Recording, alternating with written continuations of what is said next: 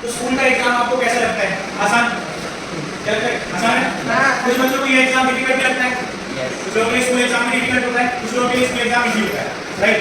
अब मैं कुछ ऐसे एग्जाम्स के बारे में आपको बता रहा हूँ जिसके बारे में आप लोग अक्सर सुना करते हो।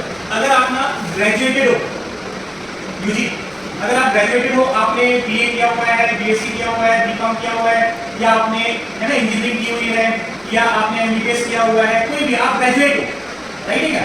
तो अगर आप ग्रेजुएट हो मतलब आपकी एज जो है अकॉर्डिंग टू दिस आप 22 ईयर के आसपास होंगे, 21, 22, 23 के आसपास होंगे।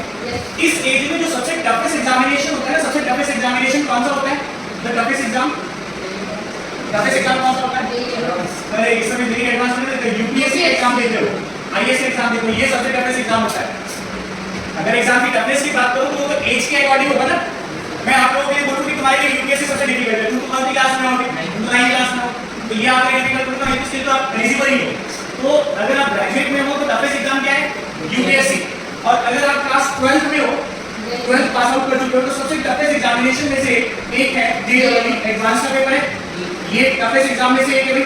नीट का पेपर भी टफेस्ट एग्जामिनेशन में है ना। रेटिंग अपन क्या देखते हैं? टफेस्ट दोनों अलग अलग के बच्चों के लिए, राइट? अब मैं बात कर रहा हूँ अगर आप क्लास 10th में हो या इससे नीचे, मतलब अगर आप 8th में हो या 9th में हो या 10th में हो, तो उस समय अगर मैं आपसे बोलूं कि टफेस्ट एग्जामिनेशन क्या है through out the nation, toughest क्या है, तो सबसे जो टफेस्ट एग्जामिनेशन है अगर मैं साइंस में बात करूं, साइंस में, तो वो है एनएससीजीएस। क्या है? यस, एनएससीजीएस का एग्जामिनेशन है जिसका फुल फॉर्म क्या है? एनएससीजीएस का एग्जामिनेशन है, फुल फॉर्म क्या है? National standard examination in junior science. यानी इसको जूनियर साइंस ओलंपियाड भी बोला जाता है। क्या बोला जाता है? जूनियर साइंस, यानी साइंस ओलंपियाड के क्षेत्र में, इंटरनेशनल साइंस ओलंपियाड के क्षेत्र में ये पहला स्टेज होता है एनएससीजीएस। यानी इस पेपर को कौन-कौन से बच्चे पार्टिसिपेट करते हैं इस एग्जाम में? 8th, 9th और 10th क्लास के स्टूडेंट पार्टिसिपेट करते हैं बच्चों। समझ में आ गया? सिमिलरली अगर मैथ्स में बात करूं टफेस्ट एग्जामिनेशन क्या होता है, तो वो क्या होता है? आईओक्यूएल का एग्जाम सबसे टफेस्ट होता है। ओके, समझ में आ गया एनएससीजीएस क्या है? एनएससीजीएस में क्या-क्या पूछा जाता है बताओ? इसमें 8, 9, 10 तक का सिलेबस आता है, पूरा टफेस्ट साइड से आता है, ऐसा नहीं कि इजी सा क्वेश्चन एनसीईआरटी में उठा के दे दिया जाएगा।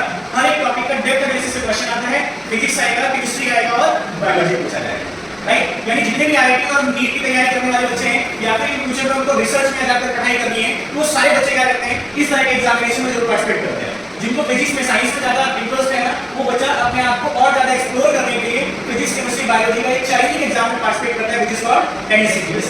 ये एग्जाम नवंबर में होने वाला है और इसका रजिस्ट्रेशन विंडो ओपन है, जो कि आईएपीटी की वेबसाइट पर जाकर आप लोग खुद से भी रजिस्ट्रेशन करा सकते हैं। 300 रुपए का रजिस्ट्रेशन मात्र है, 300 रुपए की फीस है।